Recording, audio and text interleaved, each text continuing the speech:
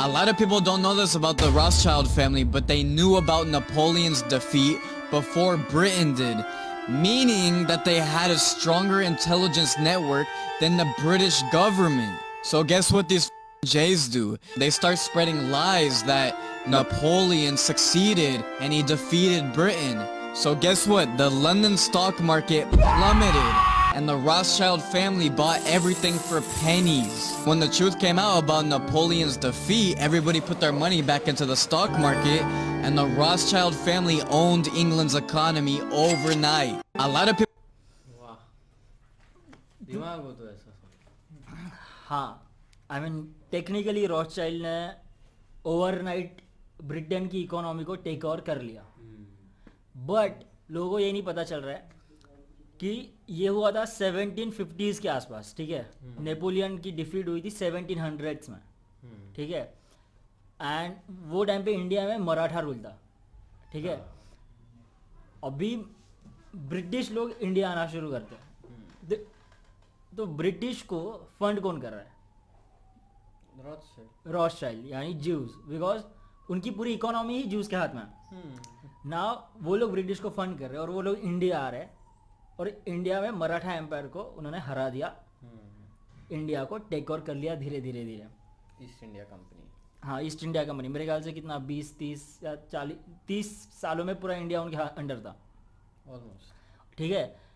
तो इमेजिन ये ऐसा हो रहा है। तो 1750s के आसपास से टेक्निकली पूरी ब्रिटेन की इकोनॉमी जूस के हाथ में है और ब्रिटिश लोग इंडिया पे राज कर रहे हैं, तो इंडिया का पैसा जा रहा है ब्रिटिश के पास, ओके। और ब्रिटिश इकोनॉमी को ही ऑन कर रहा है जूस। तो तुम लोग को ये सोचने की ज़रूरत है कि जूस ने तुम्हारे भी गान मारी है, ठीक है। आजकल बहुत इंडियंस है जो जूस को बहुत, इजराइल को बहुत सपोर्ट कर रहे हैं। यू नीड टू अंडरस्टैंड तुम्हारी हिस्ट्री कैसी है, तुम्हारे ऑक्यूपेशन को ही इन्होंने फंड किया था, ठीक है। No this, what do you think about this bro? Possible, no doubt possible नहीं, हिस्ट्री है, ट्रूथ है भाई, हाँ, ट्रूथ है। But what do you think, तेरा ओपिनियन क्या है इसके बारे में? तो लोगों को ये चीज के बारे में पता ही नहीं ना। कितने लोगों को आई गेस आइडिया रहेगा। अपने हिस्ट्री कहाँ पढ़ाता है अपने को ये सब चीजें? नहीं, कहा उनको ढंग की हिस्ट्री पढ़ाने आती है? स्कूल की हिस्ट्री कभी थी ही नहीं।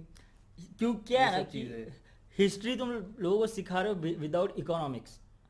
अगर तुम लोगों को इकोनॉमिक्स नहीं सिखाओगे और सिर्फ हिस्ट्री सिखाओगे तो उनको समझ में नहीं आएगा कि स्टोरी का बैकड्रॉप है क्या। बिकॉज हर स्टोरी का बैकड्रॉप हिस्ट्री में पैसा ही होता है, पैसे के इर्द गिर्द ही दुनिया घूमती है। वो तो है।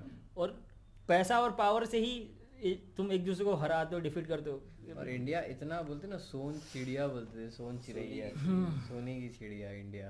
इतना पैसा वो लोग लूट के गए अपना, कितना मंदिर का सोना हो गया, कितना कुछ था अपने पास। यप।